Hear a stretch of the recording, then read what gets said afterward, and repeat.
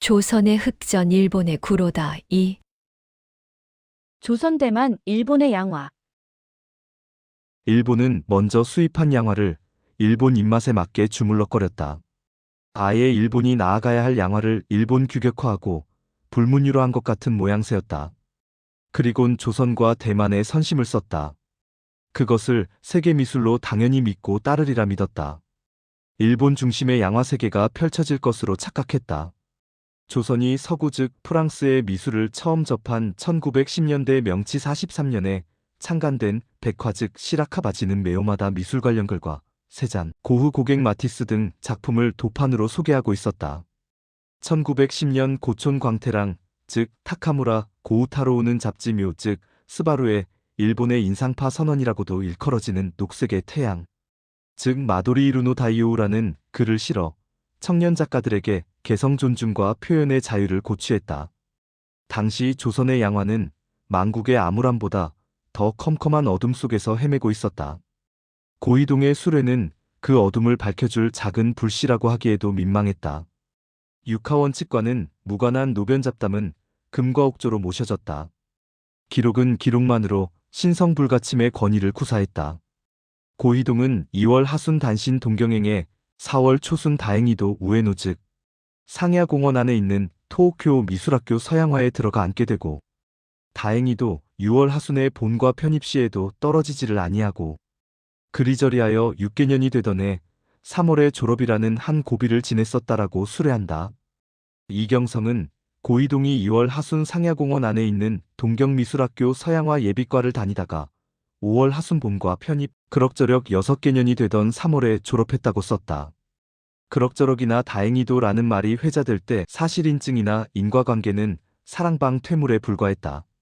이경성은 다시 고이동이 1909년 동경미술학교 서양화과에 입학하여 장원 효태랑의 개인 지도를 받으면서 쿠로다 기요데로하고 후지시마 다케지 등의 교수를 받았다고 했다. 영향관계의 추론은커녕 검색도 안 되는 이름과 구름 잡는 방담으로 조선 양화사는 시작되고 있었다. 장원 효태랑 즉 나가하라 코우타로우, 구로다 기요데로는 흑전청이나 쿠로다 세이키, 후지시마 다케지는 등도무이 등이 통일 없이 나열되었지만 그나마 당시 강사진과는 별개의 혹은 간접적인 영향원을 동경미술학교 서양화과 교수로 통칭한 것으로 보인다. 흑전청위는 강창천 심과 에른스트 페넬로사가 1889년 설립한 동경미술학교의 양화과 즉 요카카가 설립되자 교육부 장관인 서원사 공망 즉 사이몬직인 모치에게 추천받는다. 이어 1893년 밝은 빛과 세계 인상주의와 아카데믹한 기법의 새 스타일을 소개 1896년 동경미술학교 개설 양화과 신설 제반 업무와 커리큘럼 작성에서 교수 임용까지 관할했다. 전폭적인 분위기와 스타일이나 누드 자화상 등의 장르 결정과 개인 지도와는 다를 수 있었다. 고이동은 화필생활 30년회라는 회고담에서 2개월 목탄대생을 배우고 다른 학생들의 커리큘럼에 합류했다고 했다. 겉학기 속성 과정을 통해 흑전청위에서 라파엘 콜랭으로 이어지는 계보가 프랑스 인상파와 배치된다고 판단하기에는 무리한 시간이라 할 수 있었을 것이다.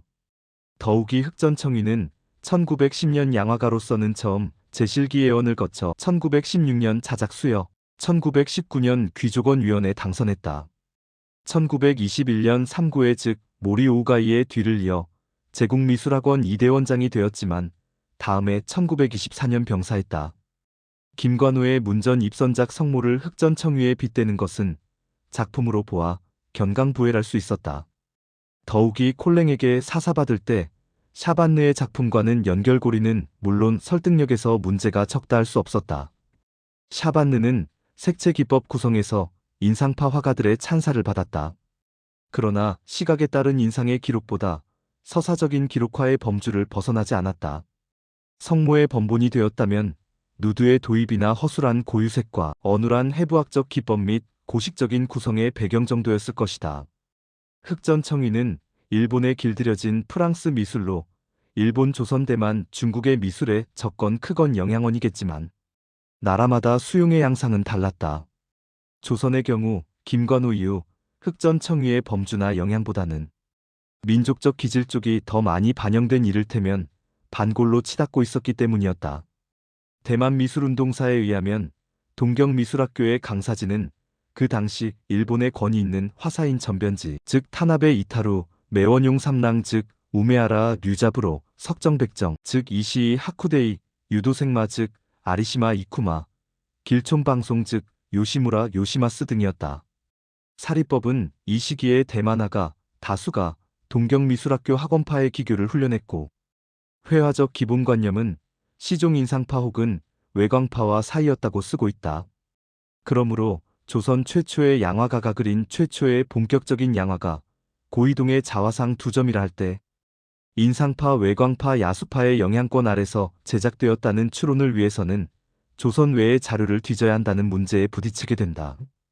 이종우는 1915년 서울에 살던 고목배수 즉 타카기 하이스이와 고가우웅 즉 고우카 스케오 및 석전부조 즉 이시다, 토미조우 등이 조선미술협회를 조직하고 정동교육고락부에서 협회전을 가졌다고 회고한다.